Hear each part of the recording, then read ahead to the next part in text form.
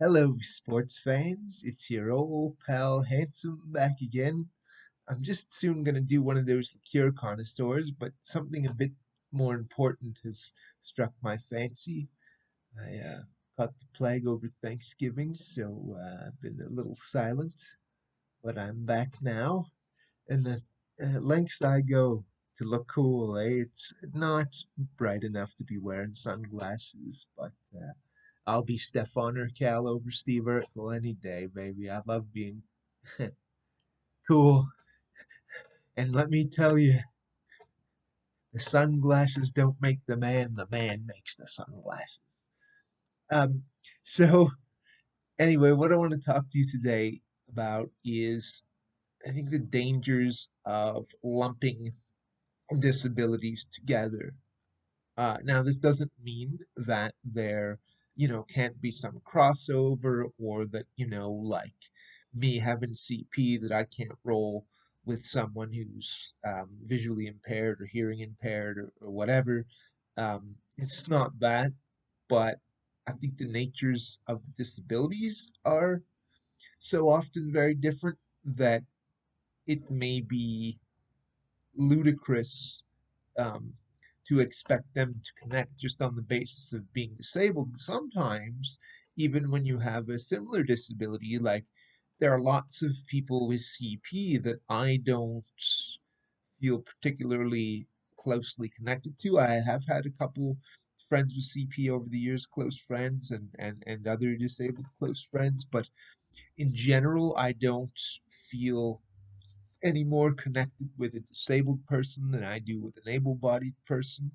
And I think that's because we are unique individuals more we are than we are our our disabilities, even though sometimes that's all the world reduces us to. So this article came my way about like some sex education that's going to be done, and the nationally famous, probably one of the most famous disability activists in the country, Andrew Gurza, was interviewed in it, and everybody's thinking it's a really good thing.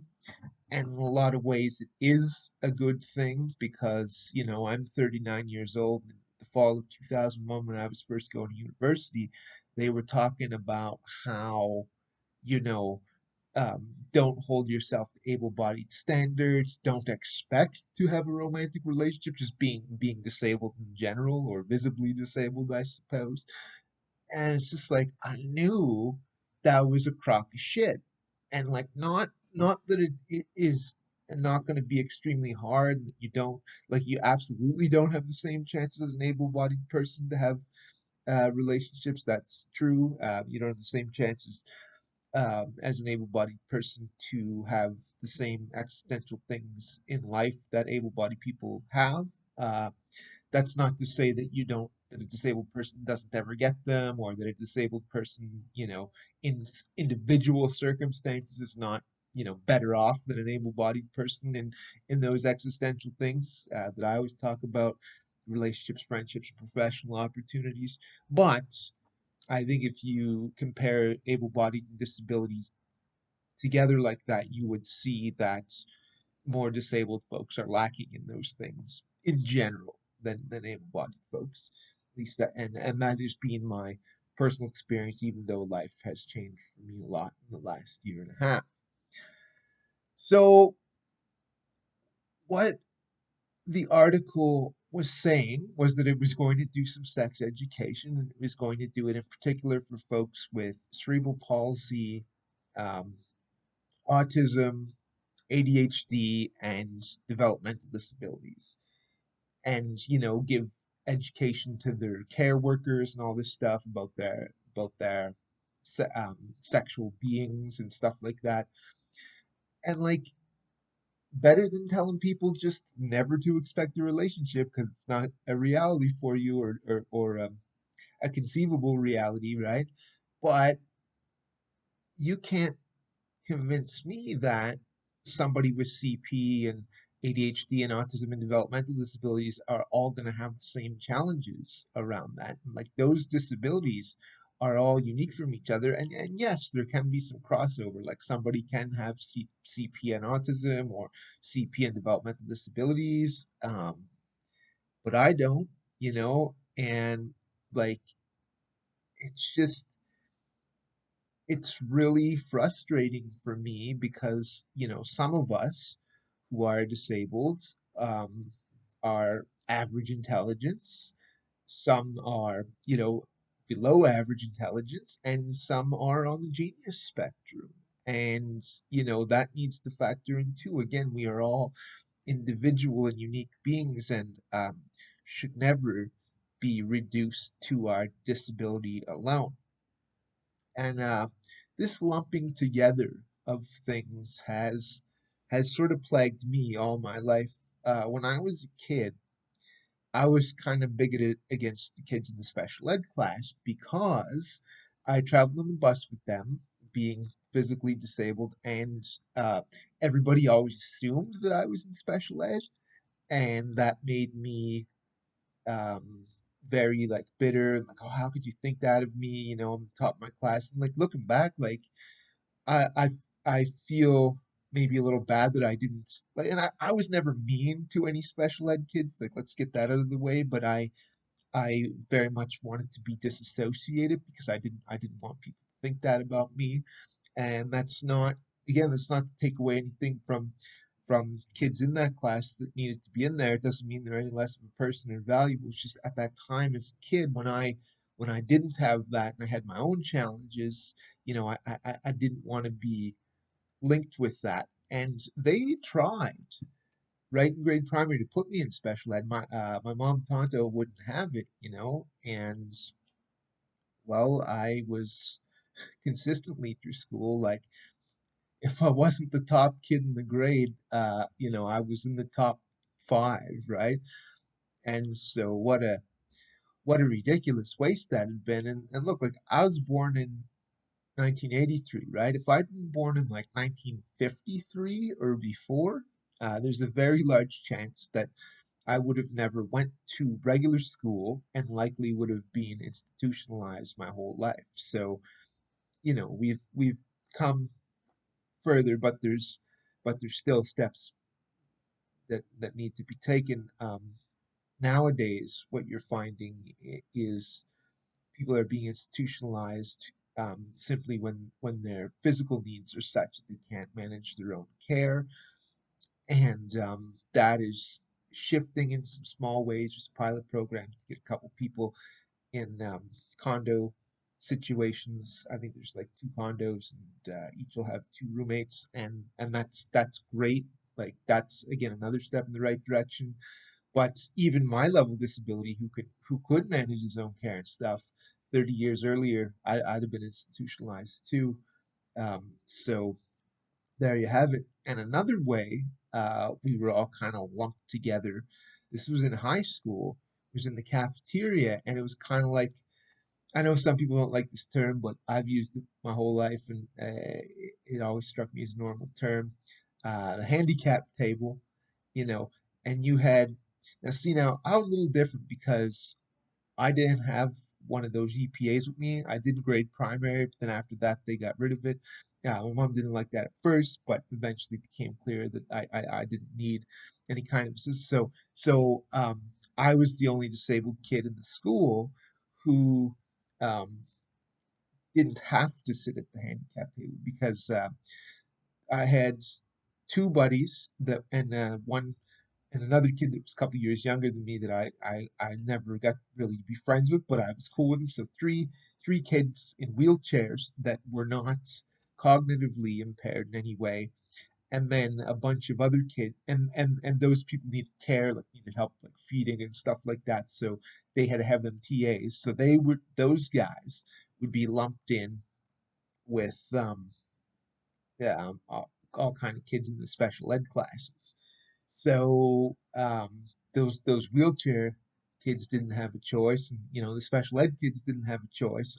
I did, but um, I was buddies with two of the guys in wheelchairs, so I would often sit there with them, but it became increasingly difficult. Like one kid. He's no longer with us. He died like 2 years later. Joseph.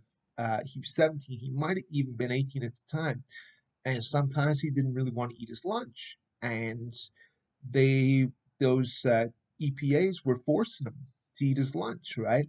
And I was sitting there watching this, and I'm friends with him, friends with another kid, Thomas, right? And I'm like, oh man, this isn't right, you know. And so I spoke to Joseph myself, and I said, Joseph, would you like me to say something to these guys? Like if you don't want me to say nothing, I won't. But if you do, I will. Like it's uncomfortable to watch, and he did want me to say something. So I said, hey, you guys, don't be bullying him, forcing him. He's practically an adult if he wasn't technically one already, and um, he didn't have the that I could ascertain, executive function problems where he couldn't decide whether he wanted to eat or not. And I mean, maybe he wasn't eating enough, he was a thin kid and stuff like that, but trying to force it on somebody like that. And then the dummy EPAs, they were really upset with me, but didn't show it like men, and they were two guys, by the way. What they did is I'm not going to mention their names because they can't defend themselves, but I have no respect for them because what they did was they went to their boss and see with those EPAs, we were on a first name basis, but the boss, the head of the resource center, her name was either Miss McCarran or Miss McLaren, right? So the boss lady comes to me. I didn't even know we had a problem. And she's like, these two guys that you're on a first name basis with don't like that you challenge their authority in front of the other kids and blah blah blah. And so they told on me, right? And then I went to confront the two first name EPA men. I use that term loosely. And they were like, oh, no, no, no, it's water under the bridge. Don't even worry about it. But it's like, okay, if you don't like me question your authority, right? Like, talk to me personally. And like, somehow like, they thought that I would respect the chain of command more because, wasn't a first name basis with the head of the resource center and she had more power, so therefore I would respect her talking to me more than them. And it's like, no, you had a problem with me directly, and you guys were in the fucking wrong too, man. Forcing a kid to eat lunch like that, I should be challenging your authority in front of other people, and they should see it. Because I don't care who you are. If you abuse your power, you're a piece of shit, and and you're even a bigger piece of shit for not saying, hey, like, can we rationally discuss this? I didn't like what you did, Josh, but now I'm gonna go rat on you to my boss, to a high school kid. Like, anyway, so, and the other thing about sitting at the handicap table that was really ridiculous is they had this rule in the cafeteria, and I don't know if it was cafeteria wide, but it was definitely at that table. And one of those same guys who ratted on me to his boss would like chirp at me because you weren't allowed to have your homework books out and stuff while people were eating. And I mean, I wasn't putting my pen and paper in nobody's food, right?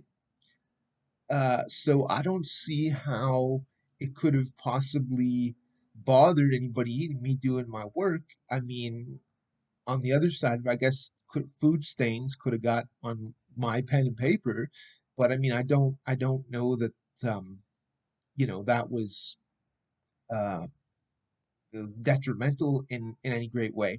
And it's just like, so I basically like stopped sitting at a table because like I couldn't do my work, and because like, oh, put your books away, people are eating. So what do you want? I'm pushing a big walker around school, right?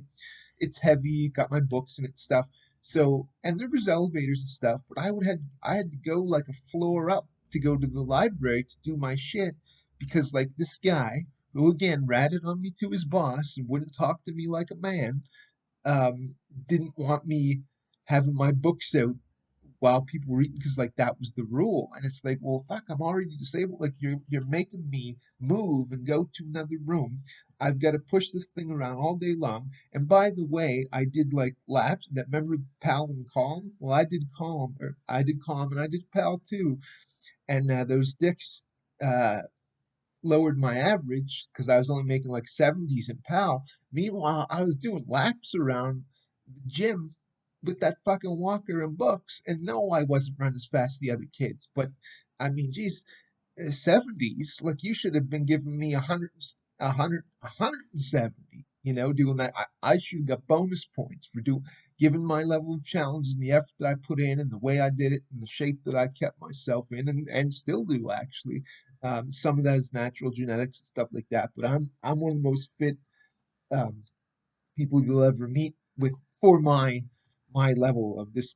If somebody's more severely disabled than me, it's not fair to compare because they don't have the same means and ability to do exercise. And if somebody's less disabled than me, then again, I don't have the same means and ability to do exercise as they do, so it's not a fair comparison.